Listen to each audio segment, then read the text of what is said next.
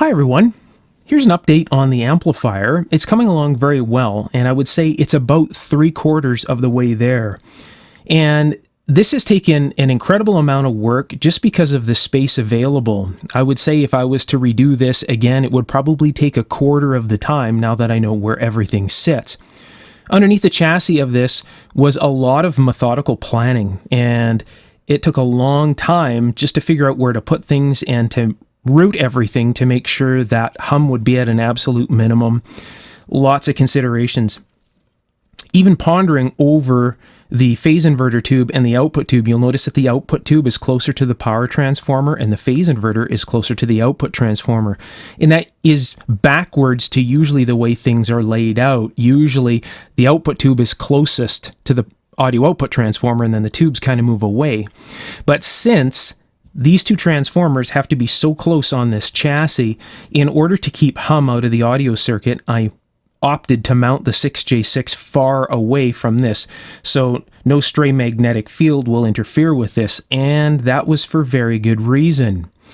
Now, when I mounted the tube sockets, I wanted the tubes to be viewable. I wanted the filaments and the cathode structure to be viewable from the backside of the amp, so it really shows off the tubes. And that resulted in me mounting the tube sockets this way. So you'll notice that the mounts for the tube sockets are on each side of the socket. They're not this way, this way and then behind.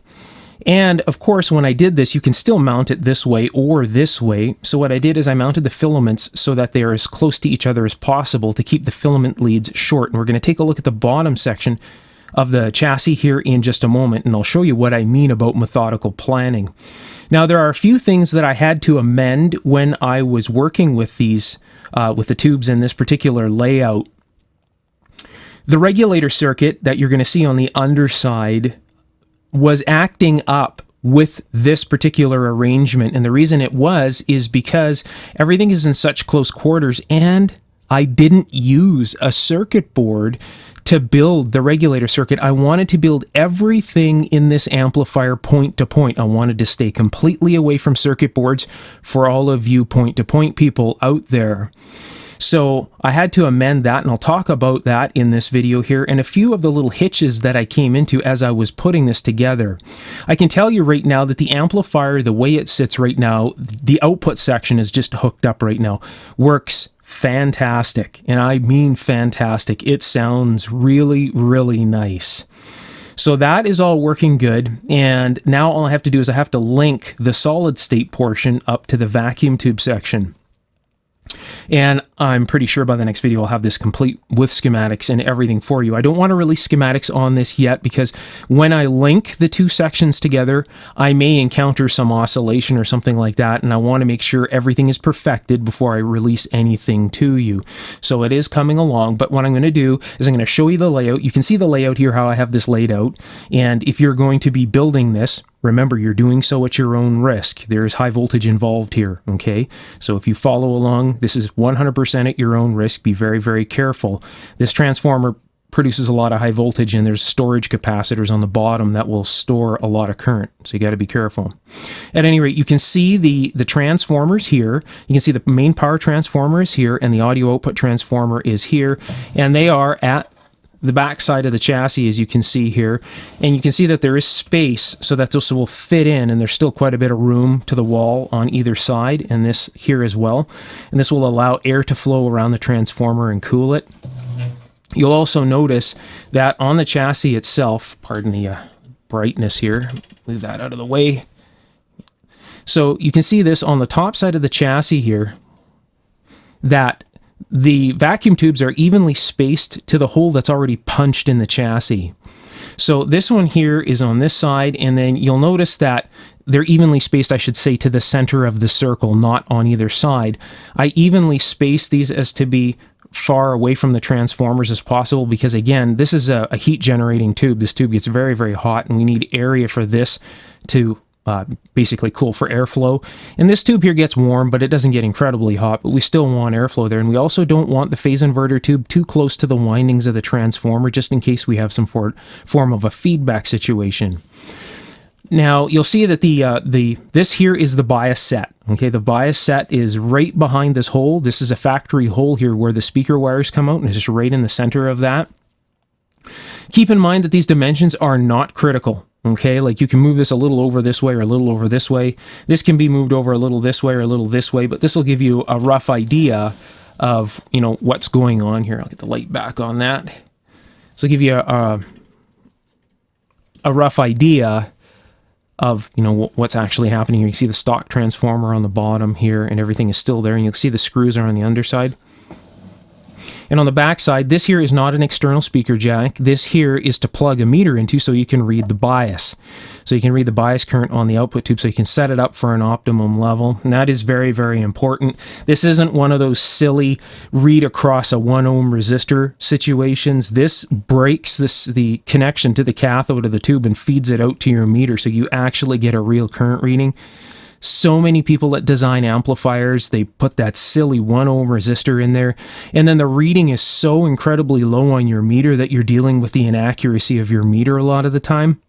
So I opted not to do this. So when it says 30 milliamps, it's 30 milliamps. Everything is real. And there's also limiting in here to stop you from, just say something was to happen, the tube was to short out, and when you open the jack inside to feed it to your meter, no high voltage will be allowed to go out the cathode, and it's clamped. So only 0.6 of a volt will ever be available at this jack. And of course, if you're reading current, it's, you know, well under that, so there's no problems there. Lots of things to talk about. I'm going to show you the underside of the chassis that requires me to move the camera in a completely different spot. And we'll take a look, and I'll explain exactly how everything is laid out there. So if you want to follow the layout, you can follow that layout. Again, just laying this out was so much time and thought because of the area provided. There's only this much room all the way along the chassis. And you'll see what I mean here in a moment. So this is a project that takes a fair amount of thinking to put together, but the results will be fantastic because I've listened to this and it sounds incredible. So I have another amp. Okay, so I bought 2 of these. I bought one so I can compare this to a completely stock amp without touching it. And the sound that comes out of this vacuum tube section, no audiophile craziness here. It plainly sounds better. It sounds incredible. And if you build this, you'll know what I mean. Anyways, I'll get this upside down. We'll take a look at the bottom side. And then once we've discussed that, I'll be getting right back onto this here. And then by the next video, I should have a completed device, and we'll take measurements and do all sorts of interesting things. You can let me know if you want me to plot this on the Stanford research, if you want to take a look at how it looks, things like that. Of course, this is all time-consuming stuff, and I want to make sure that, you know, if you want to see a plot, that most of you are actually interested. My ears alone tell me, it would tell anybody. It's incredible. I know hearing is subjective, but listening to the difference between the 2 amplifiers is mind-blowingly different. Let's put it that way. Okay, I'll get this upside down. Okay, let's take a look at the underside, and I'll show you what I've done here. One nice thing about the way I've mounted the tubes here is you'll know that the 6J6 is close to the audio output transformer, as mentioned before. You'll notice the smaller tube is close to the smaller transformer, and the large tube is close to the larger transformer. So when you put this thing upside down, it'll rest on the transformers, and the exhaust tip to the tubes don't touch the bench, which makes it nice to work on as well. Now, of course, that's not the reason for mounting the tubes like that. It just had to be done like that for hum considerations. And I didn't want to have to use a metal shield on the 6J6 because when the 6J6 is glowing, it looks really nice. It really glows nice. You put a metal shield on the tube, it hides the tube, and it just doesn't look very good anymore. So by having the tube on this side of the chassis, keeps it away from the transformer's magnetic field. And when this amp is powered up, it sits virtually quiet. You can stick your ear right into the speaker and you'll hear just a little bit of a hum, slight hum, standard stuff, very, very low level, which is just the way it is. That could even be cleaned up too, but it's, you know, so little that it's not even worth thinking about. And this is on one of my large speakers that I used to test this with. Now, I know through the factory amplifier that it does hum. So there's some hum coming from this main board in the way that they've actually put this together because of the high gain stages. So there's a chance that some of that hum from this board is going to be fed into this amp and it's going to be, amplified. So I'm going to have to work with that and try and get that as low as possible. And that again is just a factory thing. In fact, I would say this amplifier alone, right, without this attached, without this hooked up, sits virtually silent. But if you take the other amplifier that I have that has this board, everything is just stock, right? Because I bought two of them so I can compare them. The one that is absolutely stock, you turn it on and it hums and it hisses. So, and that's just the nature of this one board here. So again, chances are when this is going to be coupled into this, it's going to be taking the imperfections from this and feeding it into this, but what do you do, right? So I'll work on that as well. Again, this is the reason I don't want to release anything, because there might be more modifications. We'll see what happens here. I'll explain that in a moment. So you can see why this took such an incredible amount of time. Everything had to be methodically placed to fit everything in here and to also keep hum at a minimum.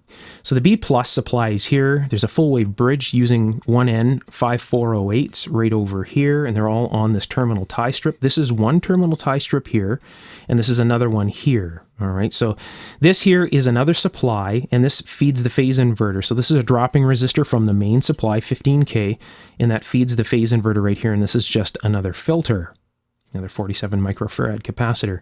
The two main filter capacitors for the B plus supply are in parallel. So these two here, these two 82 microfarad 450 volt caps are in parallel. This filter capacitor here is the negative bias supply filter capacitor. This taps into the B plus winding of the main power transformer on the top side of the chassis and allows us to have a bias supply. So this ties right into the AC winding, and the AC winding attaches to this cap and then to this diode, which you can see, if you're used to looking at standard power supply, since it's a negative supply, it looks backwards. So this here runs over to here, and then that runs over to this Allen Bradley control, which is a 50 kVR, and there's another filter cap here, and then there's a limiting resistor on the bottom. Now, when I draw the schematic, I'll show this as an option. You don't need this. This just allows me to bottom this out at around 10 volts, something like that, so you can't turn it lower than minus 10 volts. And then it goes up from there. It'll go all the way up to about 75 or 80 volts negative bias. So you have a lot of room there to completely shut the tube off when you first start the bias procedure, and then you slowly turn the control down until you start to see current. So I'll explain that in the end when this is all explained with schematics and everything.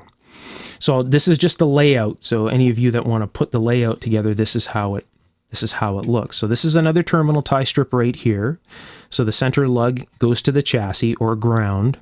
There's two lugs here, and this is again the bias section. There's two lugs here which are used for the cathode portion of the phase inverter circuit. Now, here's the key. If you want this phase inverter to work very well and you want to eliminate the variable resistor on that schematic, this is a 13.3K resistor.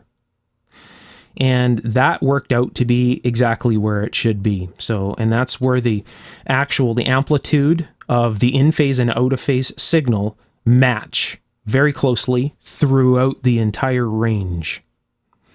Now, very interesting, very, very interesting is when I redesigned that mass amplifier, and that video is here on Patreon as well. When I redesigned that mass amplifier, I found that that resistor needed to be around the same value in the phase inverter circuit. I find that is a very interesting coincidence between these two phase inverters. This is a 6J6, the other one is a 6SN7. So something interesting to note. These are the coupling capacitors that run from the phase inverter circuit to the output tube right here. Now, you'll see these two resistors here. These are the two resistors that are in line with a bias supply. Those are those 220 k ohm resistors as shown on the schematic. So this here is basically the cathode portion of the phase inverter, and this is the negative bias. This is the plate portion of the phase inverter circuit, the power supply and filter for the plate circuit. And then this is the main B plus supply over here. This is another filter capacitor. Now you can see that these are loose. And what I'm going to end up doing, because you can see it's just supported by the legs and laying on this Allen Bradley control, you can see You wouldn't want that vibrating away. So in the end, what I'm going to do is put silicone under these, but clear, and I use that GE Silicone 2. It's that non-vinegary smelling silicone, and it won't deteriorate components. So I'll use that. That's the silicone that I use on all my electronic components, is GE Silicone 2. So I'll put that under here and under here. And that'll hold that steady, and also shoot a little bit under here and under here to hold this all steady. This is supported. This is not touching the chassis, but this is supported. I might put just a little bit between them too, just to stop any type of vibration. Anything that can vibrate will be, set steady. I'll put a little bead across these two so they don't chatter against each other. Things like that. There's another terminal tie strip that you'll see right here. This terminal tie strip has 2 connections, a ground, and then 3 connections. Okay, it's actually the 3 on this side and the 2 on this side, I should say, looking at this through the camera so it looks backwards. So now, on this side here is where the 3 connections for that little LR8 regulator is. You can kind of see the little LR8 regulator right down in there. Let's see if you can see that on an angle. Get some light in there. You can see that in the bottom. See that little LR8 regulator down in there? Right there. So that is soldered into that board. I can actually zoom into this just a little bit, make things a little easier to see. So that LR8 regulator is down there, and then the Zener diode if you prefer, is right there.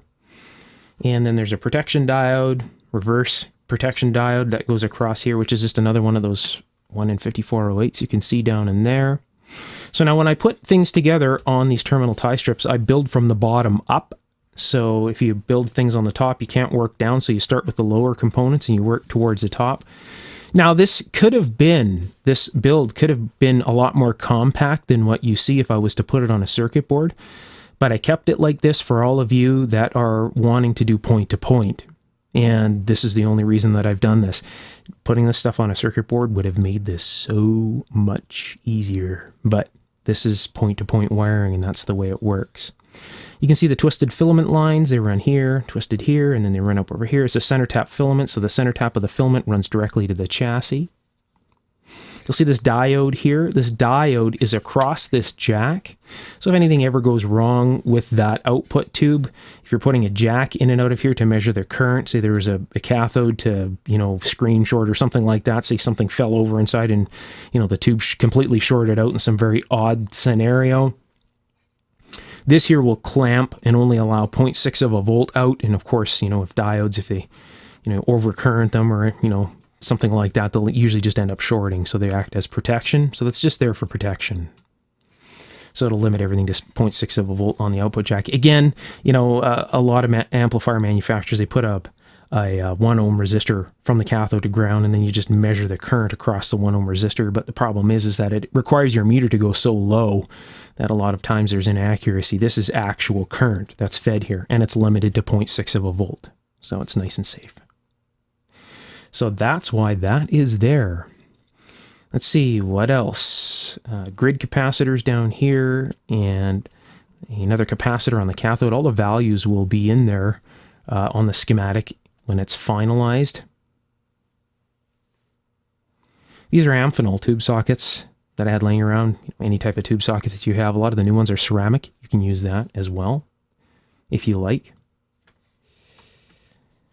So now, in order to do all of this, I had to take this entire thing apart. So transformers were out, then circuit board was out, and that required the removal of all of these nuts and washers on the front. You had to take the switch out, of course the nut on the jack here. And then, of course, as you're starting this, there's 2 screws that hold this heat sink in, and that holds the board down in. So that was all removed, and then this just slides out like this. Now, when this is out, I removed the original audio output IC. You can see right here. And I also recapped the entire board. So that is something that should be done while this is out.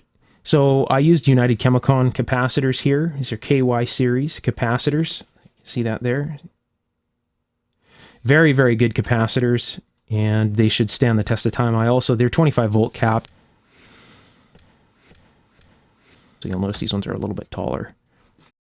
but that is absolutely okay, and that'll make this amplifier good for the long run. So you can see like all the capacitors in here are extremely high quality, Rubicon BXW series and all that kind of stuff. Most of these capacitors are in my earlier videos here on my verified parts list. And you can look through the list of videos. There's a bunch of, there's actually 2 separate posts where I've mentioned the capacitors that I use that are very good.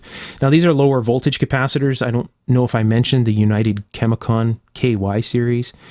But BXW HE series, LLE series, they're all extremely good capacitors, and that's what I use in my stuff for electrolytic replacement, because I don't want to have to go in there possibly ever again. So, very, very good caps. The IC was removed, desoldered and removed, because the phase inverter circuit will tie into one of the pins on here, or I'm going to most likely have to add an amplifier stage, because this is just output and phase inverter, so I'll have to put one intermediate amplifier stage, and it'll most likely be a transistor. Now, I toyed with the idea of using a pencil tube on the bottom side of the chassis just to make it really neat, but the problem is that you guys will have a really tough time finding a pencil tube, so I don't want to do that. So I'll just stick with something like a 2N3904 and make maybe a single stage amplifier. Now, when I was playing with this and testing it out and, feeding some signals through it, and then I even listened to some music through this, I put feedback in here and I removed the feedback, and I have to tell you, without feedback, this amplifier absolutely shines. Absolutely shines. Adding feedback, of course, will flatten the response, and of course it settles everything back in. There's give and take for distortion and things like that. So I played with a lot of that with this section, and I honestly have to say that I really like no feedback. I really, really do with this. I'm going to leave the provisions on the schematic if you guys want to add feedback. And if you want me to explain the math behind working out the feedback calculation, just let me know and I'll explain that. I may have mentioned it, or I may have just demonstrated that in the earlier mass videos. I'm not sure. I'd have to go check that again. But, if it isn't there and you want me to explain how to calculate open loop and closed loop gain in an amplifier like this to figure out how much feedback to add, I can do that in the next video. There's a little bit of math involved. If you have a scientific calculator, it makes things a lot easier. Okay.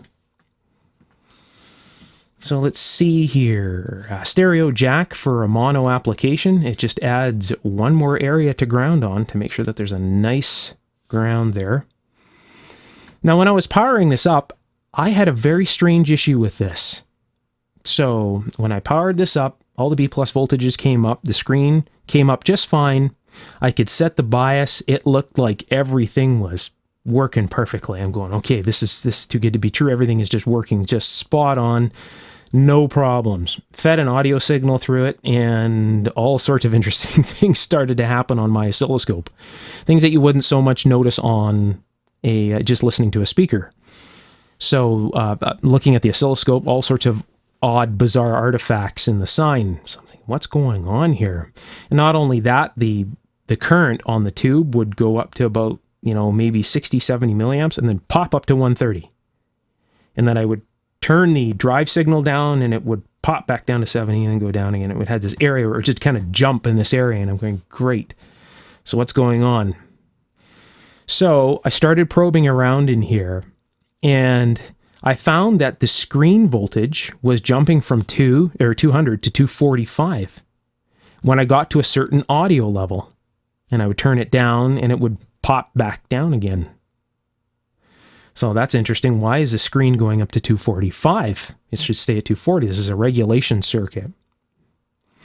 So, of course, I add more filter capacitors. So I added a filter to the actual screen itself, which it shouldn't need. So I added that there, and I added one of the power supply, and I noticed that the oscillation that was occurring and things that were occurring, the artifacts, would slow down. So this is very odd. So now, going in here again, I probe the screen grid, and I noticed that there is, obviously because it's a screen and there's a whole lot of filtering on it before this, there's a bit of signal present on it. So to be expected. So why is it, like nothing has changed with the regulation circuit from the breadboard to here. Everything is an identical copy from what you saw on the breadboard to here into this circuit. So what's going on? The only difference is if you watch my earlier patron videos, check out the breadboard video. And that will explain it all. This is the reason that circuits will work on breadboards and not here. Well, breadboards add stray inductance and stray capacitance because of the capacitance between the rows. Well, this is now point to point, and it's not even on a circuit board, and there's lead length on the FETs. Well, what was happening? Well, the FET was just, because of the audio signal on the actual source pin, right, because it's running over to the screen grid of this tube here, it was getting into the FET, and it was causing the FET to think, oh, I need to turn on more. And that was feeding into the regulator, and the regulator would bump the voltage up. So the solution to that, very simple, was adding a 100 ohm resistor to the gate lead.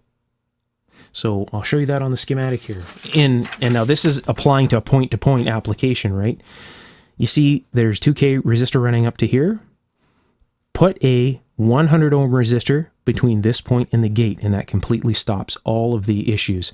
In fact, even 10 ohms will stop the issues.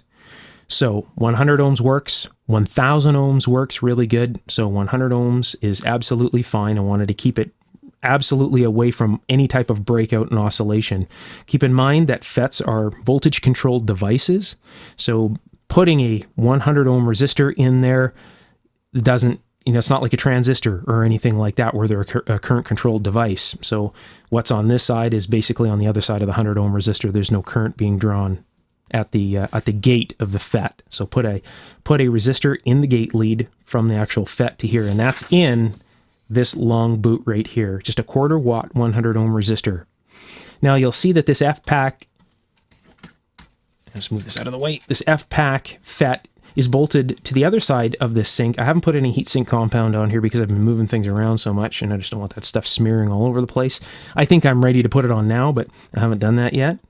So it's bolted to this side here, or screwed to this side of the sink. So we got rid of the output IC on this side, and we put the FET on this side, and it works very well. The sink gets moderately warm.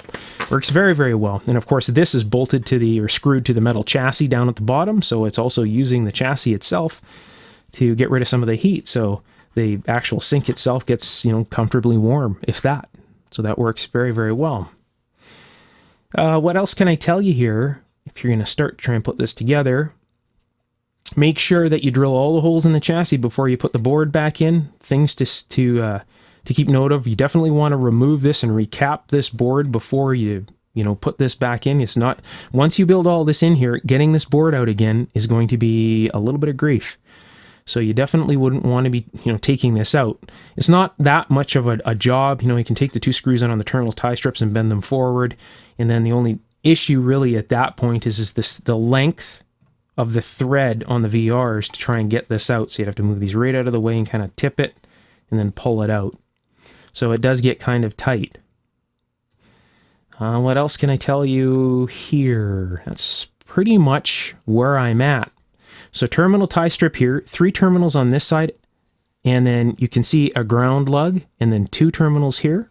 So that's that. A lot of the times you can buy these terminal tie strips bulk, and you can just cut them down. Now, this one here has got 5 lugs, center ground, all right, 2 on this side and 2 on this side. This one here, you can see the ground is here, and there's 1 lug on this side, and then 2 on this side.